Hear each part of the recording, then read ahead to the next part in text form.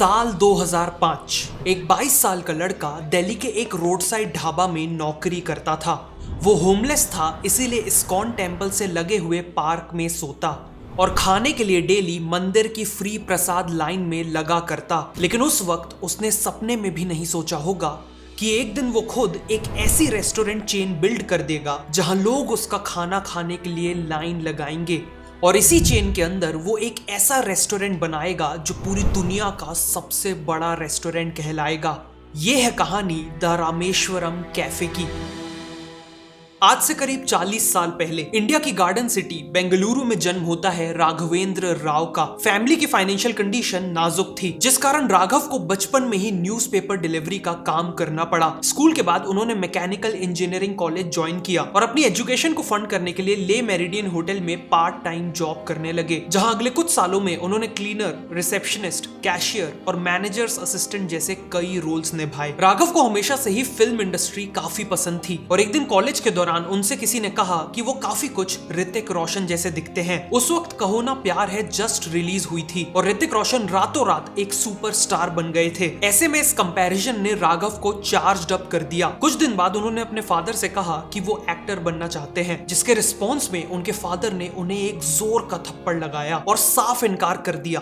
19 साल के राघव खुद अपनी आंखों के सामने अपने सपने को मरते हुए देख रहे थे। ऐसे में उन्होंने अपनी लाइफ का सबसे मुश्किल फैसला लिया और एक दिन वो बिना किसी को बताए घर छोड़कर निकल पड़े। अगले 2 सालों में उन्होंने कर्नाटका के अलग अलग थिएटर्स को ज्वाइन किया और वहां से एक्टिंग की ट्रेनिंग ली। थिएटर ने उन्हें क्राफ्ट तो दिया लेकिन पैसे नहीं दिए, इसीलिए वो पार्ट टाइम जॉब्स करके सरवाइव करते रहे। 2 साल ट्रेनिंग के बाद वो मुंबई आए, जहां उन्होंने अनुपम खेर फिल्म इंस्टीट्यूट में एडमिशन लेने की कोशिश की, लेकिन बहुत जल्द समझ आ गया कि यहाँ की फी पे करना उनके बस की बात नहीं है। मुंबई में वो रेगुलरली शाहरुख खान के घर मन्नत के बाहर उनका पोस्टर लेके घंटों खड़े रहते थे, केवल एसआरके की एक झलक के लिए। लेकिन उस वक्त उन्हें कोई अंदाजा नहीं था कि फ्यूचर में वो खुद एसआरके को अपने रेस्टोरेंट का फूड सर्व करेंगे। मुंबई के बाद उन्होंने दिल्ली के नेशनल स्कूल ऑफ ड्रामा में एडमिशन लेने का ट्राई किया, लेकिन यहाँ भी उनका एप्लीकेशन रिजेक्ट हो जाता है क्योंकि वो एक ग्रेजुएट नहीं थे। इस वक्त पैसों की इतनी तंगी थी कि वो बिना ज्यादा सोचे नेहरू प्लेस के एक ढाबे में नौकरी करने लगते हैं। वेटर, डिश वॉशर और क्लीनर, उन्होंने हर तरह का काम किया। इस दौरान इस्कॉन टेम्पल के बगल का पार्क ही उनका घर था और इस्कॉन का फ्री प्रसाद उनका खाना। इसके बाद फिल्म इंडस्ट्री में एक आखिरी कोशिश के लिए वो चेन्नई आ जाते हैं और वहां डांस, जिम्नास्टिक्स और स्टंट्स की ट्रेनिंग लेते हैं। उनका आइडिया था एक बैकग्राउंड डांसर या स्टंट डबल के तौर पे फिल्म इंडस्ट्री में एंट्री लेना। इस दौरान वो एक स्लम में रहते थे, सत्यम सिनेमा के टिकट काउंटर में जॉब करते थे और माइलापुर के अलग अलग मंदिरों में फ्री प्रसादम से गुजारा करते थे। लेकिन अब 6 साल के वनवास के बाद राघव का रियलिटी से सामना हो ही जाता है। उन्होंने अपना सब कुछ दे दिया था, लेकिन फिल्म इंडस्ट्री से उन्हें रिटर्न में कुछ नहीं मिला था। उन्हें पता था कि अब अपनी लाइफ को रीसेट करने का टाइम आ चुका है।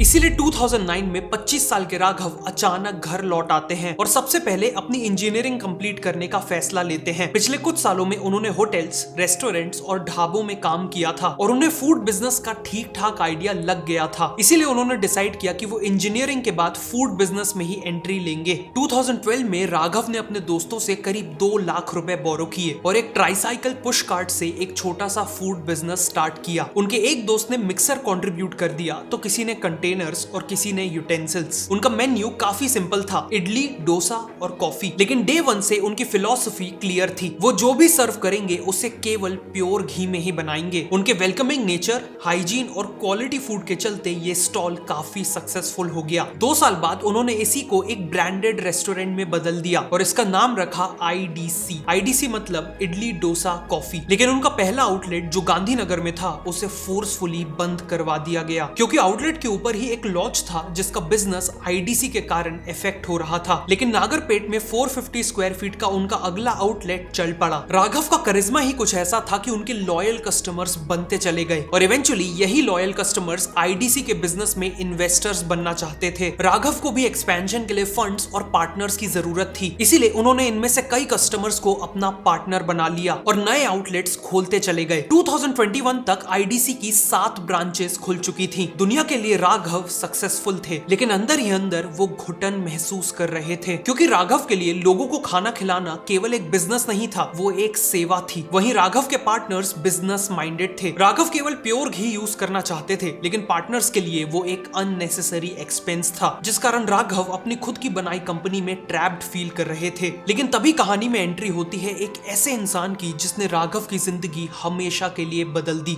वैसे अगर आप खुद बिजनेस के हर एक एस्पेक्ट जैसे सेल्स, मार्केटिंग और टीम बिल्डिंग सीखना चाहते हो तो आप बिल्कुल फ्री में ज्वाइन कर सकते हो इंडिया का सबसे बड़ा tech and business event Odoo experience 2026, जहां आपको 6 महीने की नॉलेज 2 दिन में मिलेगी, जो 11 और 12 सितंबर को होने वाला है महात्मा मंदिर, गांधीनगर, गुजरात में। यहाँ 200 से ज्यादा सेशंस होंगे, जहां ऑलमोस्ट हर टाइप के बिजनेस को कवर किया जाएगा, जैसे रेस्टोरेंट में सेल्फ ऑर्डरिंग कियोस्क कैसे लगाना है, होटल्स अपने ऑपरेशंस को डिजिटली कैसे मैनेज करते हैं, या अपना ऑनलाइन क्लोथिंग स्टोर कैसे लॉन्च करना है। बिजनेस सेशंस के अलावा यहाँ इन्फ्लुएंसर सेशंस भी होंगे, जैसे लास्ट ईयर अमन गुप्ता और थिंक स्कूल ने सेशंस लिए और मैंने खुद भी यहाँ कंटेंट क्रिएशन पे सेशन लिया था। इवेंट में पूरे इंडिया से हजारों अटेंडीज और बिजनेस ओनर्स होंगे, जिनसे आप नेटवर्किंग कर सकते हो। और फाइनली कॉन्सर्ट, डिलीशियस फूड और आफ्टर पार्टी भी एंजॉय कर सकते हो। और आप बिल्कुल फ्री में इस इवेंट के लिए रजिस्टर कर सकते हो, लेकिन याद रखिए पासेस लिमिटेड हैं। लिंक नीचे डिस्क्रिप्शन और पिन कमेंट में है। और वो इंसान थी दिव्या। दिव्या खुद एक मिडिल क्लास फैमिली से आती थी और एक्सट्रीम वर्क एथिक फॉलो करके चार्टर्ड अकाउंटेंट बनी थी। आईडीसी के फाइनेंसेस और कंप्लायंसेस मैनेज करने के लिए राघव ने दिव्या को अप्रोच किया था। पूरे बिजनेस का डिटेल्ड एनालिसिस और हर एक पार्टनर से इंडिविजुअली मिलने के बाद दिव्या का एनालिसिस क्लियर था। राघव और उनके बाकी डायरेक्टर्स का विजन बिल्कुल अलग था, लेकिन राघव ने इंपल्सिवली डिसीजन लेके बिजनेस का काफी कंट्रोल उन पार्टनर्स को दे दिया था, जिसके चलते अब राघव के लिए अपना विजन अचीव करना इम्पॉसिबल था। ये पूरी प्रोसेस करीब 4 महीने चली, जिस दौरान राघव और दिव्या पहले फ्रेंड्स बने और फिर एक दूसरे को चाहने लगे। राघव को दिव्या के एनालिसिस पे इतना कन्विक्शन था कि उन्होंने उसके बेसिस पे अपनी लाइफ का सबसे बड़ा डिसीजन लिया। बिना एक भी रुपए लिए उन्होंने आईडीसी को छोड़ दिया। सभी को लगा कि राघव की कहानी खत्म हो चुकी है, लेकिन उनके लिए तो असली शुरुआत ही अब होने वाली थी। राघव ने देखा कि बेंगलुरु में अच्छे ऑथेंटिक साउथ इंडियन फूड की कोई कमी नहीं थी। यहाँ एमटीआर जैसा लेजेंडरी आउटलेट था जो पिछले 100 साल से ऑपरेट कर रहा था, और लिटरली हजारों दर्शनी स्टाइल आउटलेट्स थे जैसे कैफे दर्शनी और ताजा ठंडी। लेकिन एक प्रॉब्लम थी, इनमें से ज्यादातर केवल बैंगलोर तक ही लिमिटेड रह गए थे। कोई भी रेस्टोरेंट इंटरनेशनल तो दूर नेशनल ब्रांड भी नहीं बन पाया था। इसीलिए राघव ने ठान लिया कि वो एक ऐसा ब्रांड बनाएंगे जिसमें ऑथेंटिक साउथ इंडियन फूड को ग्लोबल लेवल पे ले जाने का दम हो। उन्होंने ये आइडिया दिव्या को पिच किया और उन्हें साथ जुड़ने को कहा, लेकिन दिव्या के लिए ये बिजनेस ज्वाइन करना आसान नहीं था। उनकी खुद की सीए प्रैक्टिस से वो एनुअली करीब 3 करोड़ रुपए कमा रही थी, और आईसीएआई के रूल्स के अकॉर्डिंग खुद का बिजनेस स्टार्ट करने के लिए उन्हें पहले अपना सीए सर्टिफिकेट सरेंडर करना पड़ता। लेकिन इसके बावजूद राघव पे उनका भरोसा इतना स्ट्रॉन्ग था कि उन्होंने करोड़ों की सीए प्रैक्टिस को रातों रात छोड़ दिया। अपने स्ट्रगल डेज में राघव ने दिल्ली और चेन्नई के मंदिरों में प्रसादम ग्रहण किया था, और उस दौरान मंदिरों के एम्बियंस, आर्किटेक्चर, फूड का अरोमा और प्योरिटी ने उन्हें डीपली इंस्पायर कर दिया था। अपने नए रेस्टोरेंट से वो इसी एक्सपीरियंस को हर कस्टमर तक पहुंचाना चाहते थे। उनके लिए उनका नया रेस्टोरेंट एक टेम्पल था। रेस्टोरेंट का किचन गर्भगृह था, उनके कुक्स टेम्पल के पुजारी थे, कस्टमर्स डिवोटीज थे और फूड प्रसादम था। इसी विजन के साथ 2021 में बैंगलोर के इंदिरा नगर में ओपन हुआ द रामेश्वरम कैफे। रामेश्वरम नाम इसीलिए क्योंकि दोनों राघव और दिव्या रामेश्वरम टेम्पल से डीपली कनेक्टेड फील करते थे, और राघव के लिए डॉक्टर एपीजे अब्दुल कलाम एक बहुत बड़ी इंस्पिरेशन थे, जिनका होम टाउन था रामेश्वरम। कैफे के लोगों के पीछे भी एक कहानी है। साउथ इंडियन टेम्पल्स के बाहर कोलम, एक टाइप की रंगोली बनाई जाती है। मान्यता है कि इससे नेगेटिव एनर्जी अंदर नहीं आती। रामेश्वरम कैफे का लोगो इसी कोलम से इंस्पायर्ड है। इन्होंने ये भी देखा कि इंडिया के सभी हिस्टोरिक टेम्पल्स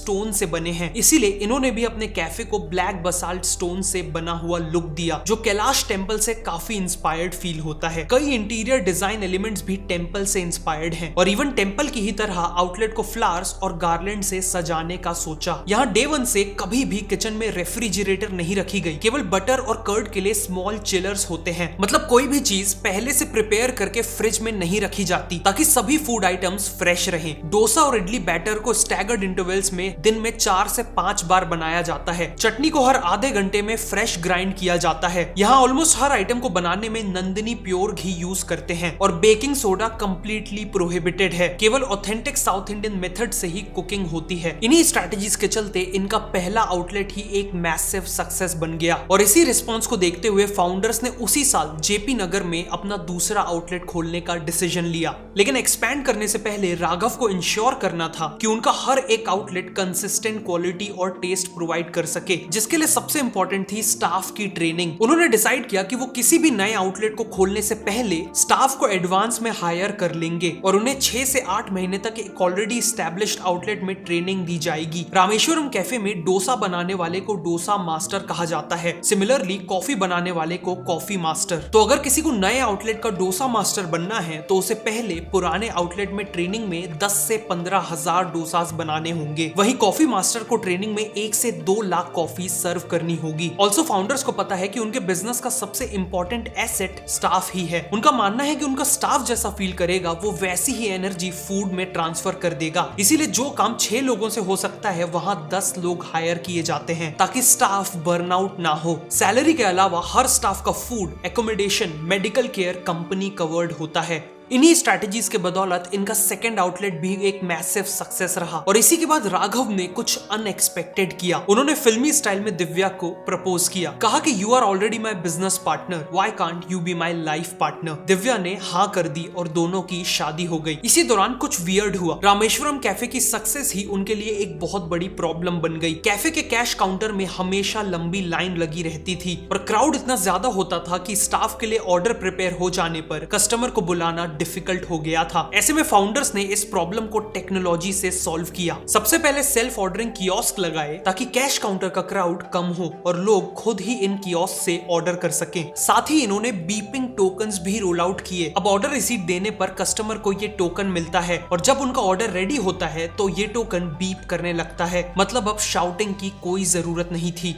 2023 तक रामेश्वरम कैफे एक इतना पॉपुलर ब्रांड बन चुका था कि पूरे इंडिया से हजारों लोग इन्हें फ्रेंचाइजीज के लिए अप्रोच कर रहे थे। मतलब अगर फाउंडर चाहते तो पूरे इंडिया में आउटलेट्स खोल सकते थे, लेकिन इन्होंने इसका ऑपोजिट किया। इन्होंने डिसाइड किया कि वो 1 साल में केवल 2 फ्रेंचाइजीज देंगे और किसी को भी एक फ्रेंचाइजी पार्टनर चूज करने से पहले 1 से 2 साल उसे केवल ऑब्जर्व करेंगे। इनका सिलेक्शन क्राइटेरिया सिंपल था। अगर वो इंसान साउथ इंडियन फूड के लिए सेम पैशन रखता है, कस्टमर की प्लेट उठा सके और टेबल वाइप कर सके, तो वो रामेश्वरम कैफे की फ्रेंचाइजी लेने के लिए एलिजिबल है। इसी दौरान दिव्या ने फ्रेंचाइज पार्टनर्स, कस्टमर्स और एम्प्लॉयज को रामेश्वरम कैफे की ब्रांड वैल्यू समझाने के लिए एक कमाल की चीज की। उन्होंने रामेश्वरम नाम को ही एक एक्रोनिम में कन्वर्ट कर दिया, जिससे अब हर लेटर एक ब्रांड वैल्यू को सिंबलाइज करने लगा। आर से reliable brand experience, attention to detail, mindful work ethics, efficient management system, sustainable practice, heart warming meals, wholesomeness added, authenticity at every step, rooted in our flavours, aspiring people every day, meticulous technique.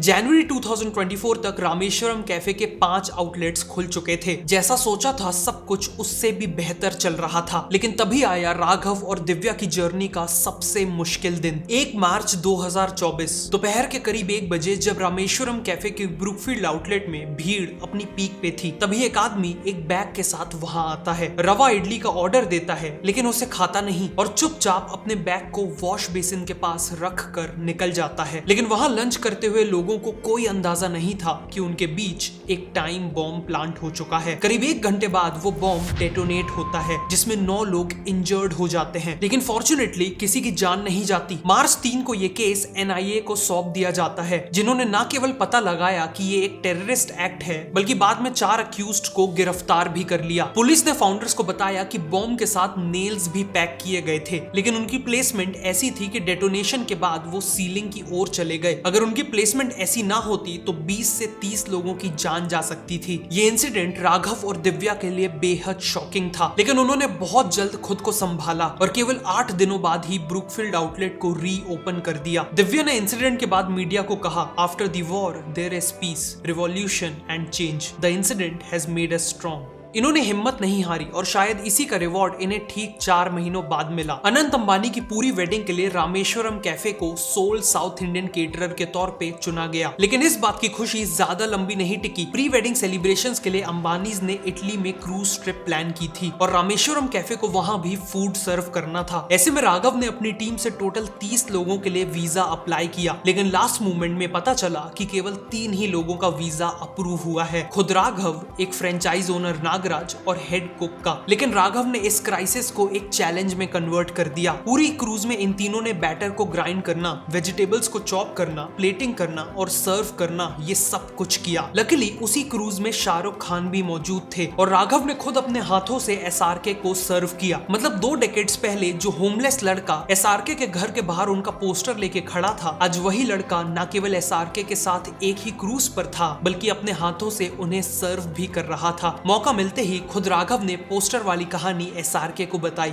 आज के दिन बैंगलोर, हैदराबाद, मुंबई और पुणे को मिलाकर Rameswaram cafe के total 9 outlets हैं, जिसमें recently open Bangalore का होजूर रोड का 90,000 स्क्वायर फीट आउटलेट भी इंक्लूडेड है और फाउंडर्स के अकॉर्डिंग ये वर्ल्ड का बिगेस्ट रेस्टोरेंट है। इस आउटलेट के अंदर ही एक फुल वर्किंग टेंपल और इवन रेयर पुंगनूर काउस की गौशाला है। फ्यूचर में इनका दुबई में अपना पहला इंटरनेशनल आउटलेट खोलने का भी प्लान है। लेकिन जहां पूरी दुनिया केवल रामेश्वरम पे फोकस थी, वहीं दिव्या और राघव ने क्वाइटली 2025 में एक नॉर्थ इंडियन ब्रांड भी लॉन्च कर दिया है, तीर्था नाम से, जो बेसिकली रामेश्वरम कैफे का ही नॉर्थ इंडियन फूड वर्जन लगता है। आज रामेश्वरम कैफे कई 100 करोड़ का ब्रांड है, हर आउटलेट करोड़ों की सेल्स करता है और लाखों लोग इनका फूड एंजॉय करते हैं। लेकिन सबसे इंस्पायरिंग बात यह है कि इन सब की शुरुआत उस राघव ने की जिसके पास कभी खुद खाने तक के पैसे नहीं थे और शायद इसीलिए वो खाने की वैल्यू को इतना डीपली समझते हैं। लेकिन ये सफर उनके अकेले का नहीं था। सबसे मुश्किल वक्त में उन्हें गाइड करने के लिए, उन पे बिलीव करने के लिए उन्हें कोई चाहिए था। ऐसे में उनकी लाइफ में दिव्या आई, जिन्होंने ब्लाइंड ट्रस्ट और लव के भरोसे अपना करियर दांव पे लगा दिया। जहां राघव ने रामेश्वरम कैफे को सोल दी, तो वहीं दिव्या ने इसे स्पाइन दी। ये थी कहानी द रामेश्वरम कैफे की। अगर वीडियो अच्छी लगी तो मैं रिकमेंड करूंगा कि आप नेक्स्ट इस वीडियो को देखें।